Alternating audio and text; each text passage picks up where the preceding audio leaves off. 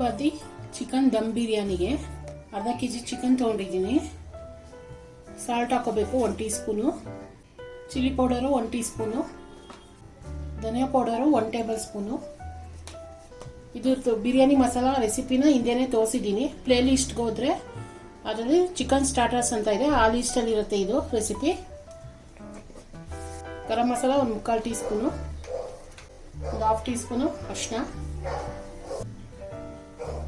1-2 table spoon ಅಷ್ಟು ಶುಂಠಿ ಬೆಳ್ಳುಳ್ಳಿ ಪೇಸ್ಟು, ಅರ್ಧ ಕಪ್ ಅಷ್ಟು ಮೊಸರು, ಒಂದು ಸ್ವಲ್ಪ ಪುದೀನ ಚಾಪ್ ಮಾಡ್ಕೊಂಡಿರೋದು. ಇದೆಲ್ಲ ಮಿಕ್ಸ್ ಮಾಡಿಕೊಂಡು ಒಂದು 2 ಅವರ್ ಮ್ಯಾರಿನೇಟ್ ಆಗಿ ಹಾಕ್ಬಿಡ್ಬೇಕು. ತುಂಬ ಚೆನ್ನಾಗಿ ನೆಂದರೆ ತುಂಬ ರುಚಿಯಾಗಿ ಬರುತ್ತೆ, ಉಪ್ಪು ಖಾರ ಎಲ್ಲ ಚೆನ್ನಾಗಿ ಹಿಡಿಯುತ್ತೆ.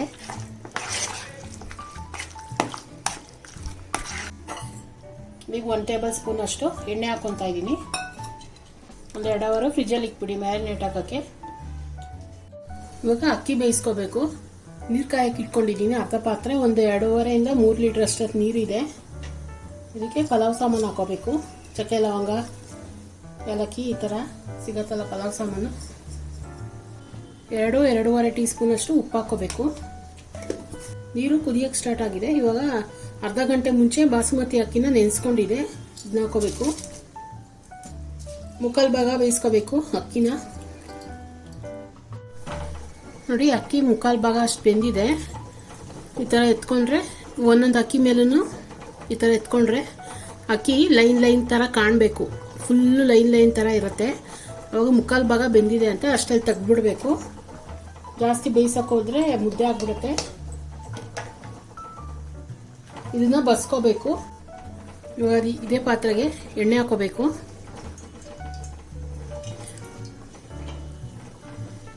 ಒಂದು 1/4 ಕಪ್ಗಿಂತ ಚೂರು ಜಾಸ್ತಿ ಎಣ್ಣೆ ಹಾಕೋಬೇಕು. ಒಂದು 5 ಹಸಿಮೆಣಸಿನಕಾಯಿ ಹಾಕೋಬೇಕು.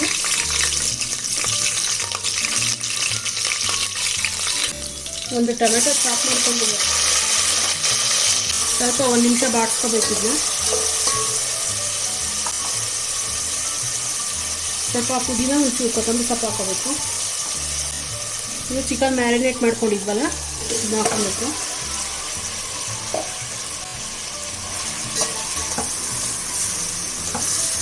ಇದಕ್ಕೆ 1 ಟೀ ಸ್ಪೂನ್ ಉಪ್ಪು ಹಾಕ್ಕೊಂಡಿದ್ದೀವಿ. ಸ್ವಲ್ಪ ಬೆಂದಾದ್ಮೇಲೆ ಬೇಕಂದ್ರೆ ಹಾಕೋಬೋದು. ಇದನ್ನ ಪ್ಲೇಟ್ ಮುಚ್ಚಿ ಮೀಡಿಯಂ ಫ್ಲೇಮಲ್ಲೇ ಬೇಯಿಸ್ಕೋಬೇಕು ಚಿಕನ್ನ. ನೋಡಿ ಇದು ಒಂದು 10 ನಿಮಿಷ ಆಯಿತು. ಇನ್ನೊಂದು 5 ನಿಮಿಷ ಹೈ ಫ್ಲೇಮ್ ಮಾಡಿಬಿಟ್ಟು ಸ್ವಲ್ಪ ನೀರೆಲ್ಲ ಸುಂಡಿಸ್ಕೋಬೇಕು. ಇಲ್ಲ ಚಿಕನ್ ಬೆಂದೋಗ್ಬಿಡುತ್ತೆ ಜಾಸ್ತಿ. ಆ ಮೊಸರು ನೀರು ಬಿಡ್ತಾನೆ ಇರುತ್ತೆ. ಇವಾಗ ಹೈ ಫ್ಲೇಮ್ ಮಾಡಿಕೊಂಡು ನೀರು ಸ್ವಲ್ಪ ಸುಂಡಿಸ್ಕೋಬೇಕು. ಇದಕ್ಕೊಂದು ಸ್ವಲ್ಪ ಈರುಳ್ಳಿ ಕರ್ಕೊಂಡಿರ್ತೀವಿ. 1/4 kg ಈರುಳ್ಳಿ ಸ್ಲೈಸ್ ಮಾಡಿಬಿಟ್ಟು ಕರ್ದಿದೆ ಎಣ್ಣೆಯಲ್ಲಿ. ಇದನ್ನ ಹಾಕೋಬೇಕು. ಒಂದು 5 ನಿಮಿಷ ಬಿಟ್ಟರೆ ಸ್ವಲ್ಪ ನೀರೆಲ್ಲ ಹಿಂಗತ್ತೆ. ನೋಡಿ ನೀರೆಲ್ಲ ಸುಣ್ತಾ ಇದೆ. ಒಂದು ಸ್ವಲ್ಪ ಇದೆ ನೀರು, ಎಣ್ಣೆ ಅಂಶ ಥರ ಕಾಣುತ್ತಲ್ಲ, ಇಷ್ಟಿದ್ರೆ ಸಾಕು. ಸ್ವಲ್ಪ ಲೋ ಫ್ಲೇಮ್ ಮಾಡಿಬಿಟ್ಟು ಇವಾಗ ಮುಕ್ಕಾಲು ಭಾಗ ಅನ್ನ ಬೇಯಿಸ್ಕೊಂಡಿದ್ವಲ್ಲ ಇದ್ರ ಮೇಲೆ ಹಾಕ್ತಾ ಹೋಗ್ಬೇಕು.